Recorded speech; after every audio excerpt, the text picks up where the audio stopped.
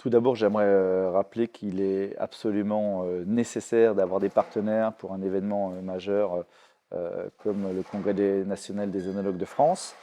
Sans partenaire, évidemment, on ne pourrait pas monter un événement aussi important que le Congrès national des œnologues. Donc, avant toute chose, j'aimerais remercier l'ensemble des partenaires sponsors de leur présence, de leur soutien pendant ce congrès. Et puis, dire à tous ceux qui aimeraient nous rejoindre que globalement, c'est un vrai lieu de rencontre. C'est la possibilité de rencontrer des directeurs techniques, des œnologues qui sont des vrais acteurs du monde du vin aujourd'hui et qui peuvent avoir évidemment une très belle visibilité lors de cet événement.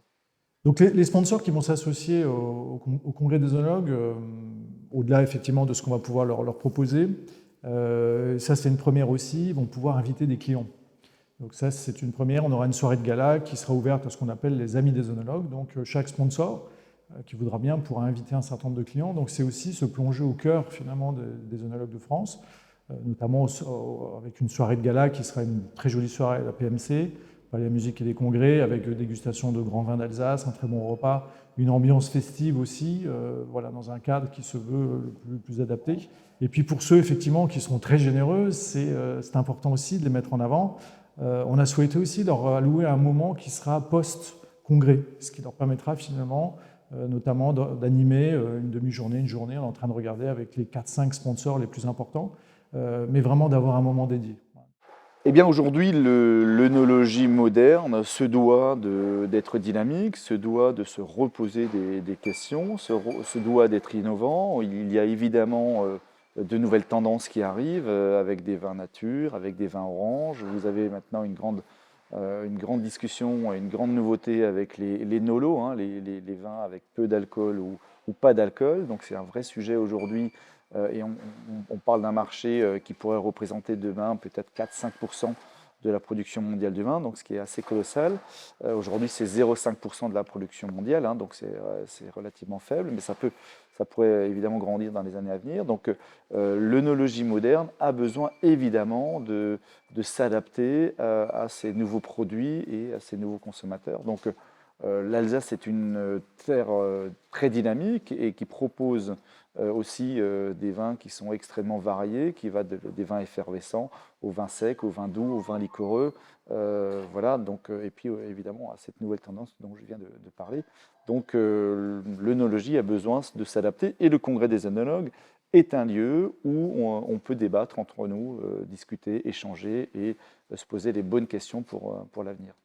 Un sujet qui, bien sûr, qui me tient à cœur aujourd'hui, c'est un sujet d'ailleurs qui est lié aux œnologues. Et pour avoir fait ma formation il y a quelques années, je m'aperçois aujourd'hui qu'au niveau de l'hygiène, c'est vrai qu'on est très très loin effectivement des standards. Pour avoir fait le tour de France, dans des grandes caves, des petites caves, je m'aperçois que c'est un sujet qui a été un petit peu oublié. Oublié pour tout un tas de raisons, c'est vrai, d'une part parce qu'il n'est pas forcément enseigné, oublié parce qu'à un moment donné, on n'avait pas forcément ces vendanges aussi.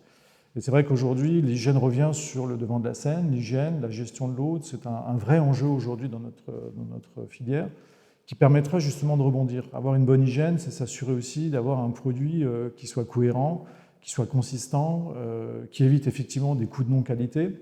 La filière l'a souvent mis un petit peu sous le tapis. Le coût de la non-qualité, ce n'est pas quelque chose qu'on évoque. On l'a tous plus ou moins dans les cas, mais on ne l'évoque pas parce que finalement, ça fait partie du jeu. Mais c'est vrai qu'à l'heure actuelle, quand on demande aux sociétés d'aller chercher 1 ou 2 points de croissance, demain finalement d'avoir une notion sur la gestion du risque, sur l'hygiène, sur cette capacité-là, c'est un vrai enjeu. Et par ce biais-là, aujourd'hui, on a cette chance d'avoir de nouvelles solutions, que ce soit au niveau analytique, au niveau technique. Donc j'encourage vraiment les œnologues à repartir effectivement dans ce domaine-là, qui sous-tendra finalement leur travail, parce que demain, faire des vins avec moins de SO2, moins d'entrants, de facto, va appeler aussi à avoir une meilleure hygiène, en tout cas une meilleure connaissance de ces définitions. Adhérer à l'Union des œnologues de France, il faut d'abord rappeler que l'Union des œnologues de France est évidemment destinée aux œnologues, mais depuis peu, tous les œnotechniciens, c'est-à-dire tout technicien diplômé d'un bac+2, peut être membre de l'Union des œnologues.